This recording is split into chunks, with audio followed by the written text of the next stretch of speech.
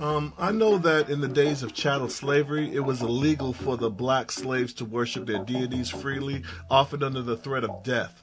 These slaves, they found clever ways to secretly worship or practice their original religion through synchronizing these deities with the white saints of Christianity and doing their worship and their rituals under radar. Could you tell me a little bit more about that?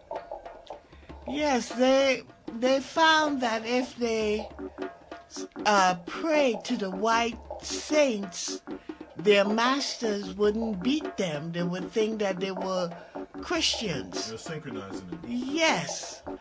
And Eligwa was placed in St. Anthony. And Shango was Santa Barbara. And on and on. Right.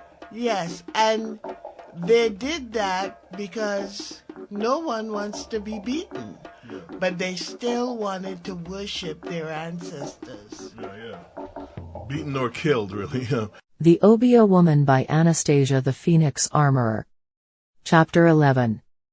Dora left the Dowlats and drove home. It was about 2 a.m. when she walked in her house. She walked into the kitchen and healed her face with her magical powders. The house was quiet, but she felt disturbed. Something was not quite right. Suddenly, the phone rang. Who could be calling at this time of the morning? Hello? Hello, Dora. This is Neema. The voice was calm and steady. Neema, exclaimed Dora. Why are you calling me? Dora was puzzled.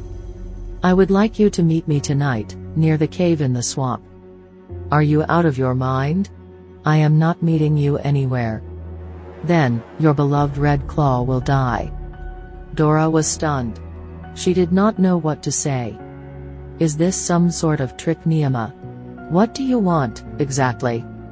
Let's just say that I have what you want, and what he needs. So, I will see you tonight. With that, Neema hung up the phone. Dora was perplexed. She went to bed, but she could not sleep. She just couldn't get Neema out of her head. After breakfast, Dora decided to meet with Neema. She knew it was a trap of some kind, but felt she couldn't ignore it. She had to find out what this was all about. Dora said goodbye to Sandra and Angela, got in her truck and headed south. She decided to stop in to see Clara on the way to the swamp. It was a long drive, so Dora stopped at a roadside stand to buy some fruits for Clara. When she arrived at Clara's house, she found her in the back of the house hanging clothes on the line. What brings you down here, sister? Clara asked, as she embraced Dora. I brought you some fruit. Dora placed the bag of fruit in Clara's hands as they walked inside. Let's have some tea, Clara said, as she placed the fruit in a basket on the kitchen table. Dora sat at the table as Clara put the kettle on the stove to boil the water for the tea. Then she sat at the table next to Dora. You are so quiet. This must be important. Dora told Clara about Neema's call and every word she had said. Don't tell me you are going to that swamp tonight. Are you out of your mind? This could be a trap. I know, Clara, but something is telling me that I must go. What could she possibly want with you? I know. She wants to steal your beauty, like she stole Kokaka's.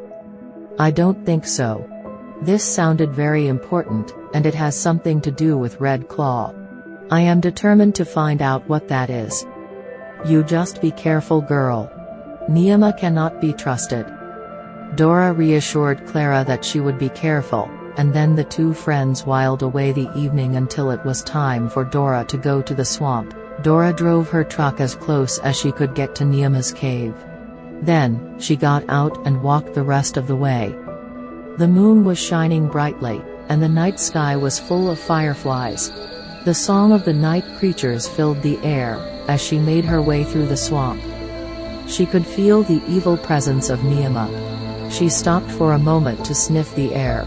She was certain that the evil sorceress was close. Then, suddenly, someone whispered her name. Dora. The voice called to her. Dora.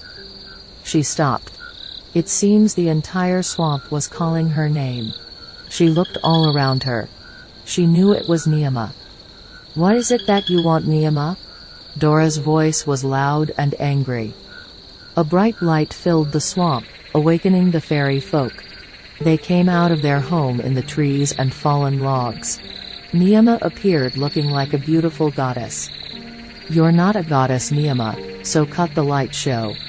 I'm not impressed. Do you know how many people would give their souls to have an audience with me, Dora? I came to you to help you, and what do? You insult me. You know, I have destroyed people for doing less. There is no doubt in my mind as to what you are capable of doing, Niama. Now, state your business, and let me be on my way." "On your way to what, Dora?" "The sweepers are here. The order sent them to destroy your lover. He will die tonight, if you don't help him." "The sweepers?" Dora whispered to herself. "Yes, my beauty. They are setting things up as we speak, not far from here, and you know they will find him, unless I help you." Niama smiled as she moved towards Dora in a seductive way. "Like you helped my sister. Kopika came to you because she needed help and all you did was help yourself to her beauty. As usual, Dora, you don't know the whole story. But, because I like you, I will help you." "You like me? That's a laugh, Niama. It is well known that you like only yourself." Niama smiled and moved her body close to Dora, moving her hands across her shoulders. "You are so lucky, Dora. Because of all the people on this planet, it is you that I like. That's why I got you this." Niama showed Dora the third eye of Ra. Dora gasped in disbelief. "The third eye?" she whispered as she stared at the beautiful jewel. "Yes, Dora. This would really help you, wouldn't it? With this jewel, you could transform Red Claw back to his original self. With it you could transform your sister, Kopika, from that ugly, repulsive croon, to the beautiful young woman that she once was. There are so many things you could do with this Eye of Ra." Dora never took her eyes off of the stone, as Niama waved it in front of her face. "What is it you want, Niama?" "You, Dora, yes you. Give yourself to me willingly, completely, and this jewel is yours." "I can't, and you know it. And you call me selfish. You can, but you won't, because you are selfish. You say you like me. If that is true, why don't you just give me the jewel? You know how much I need it. Give it to you, for free? Ha, ha, ha. You don't ask for much, do you? Nothing is free, Dora. We all pay a price for the things we want." She moved her body close to Dora again.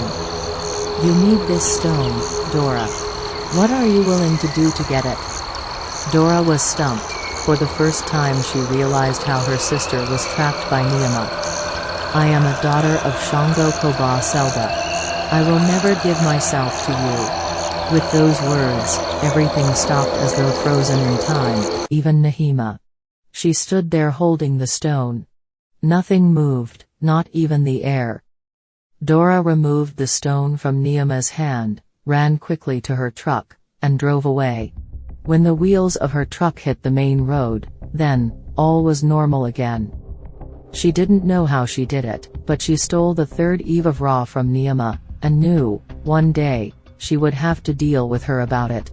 But for now, the jewel was hers, and she planned to make good use of it.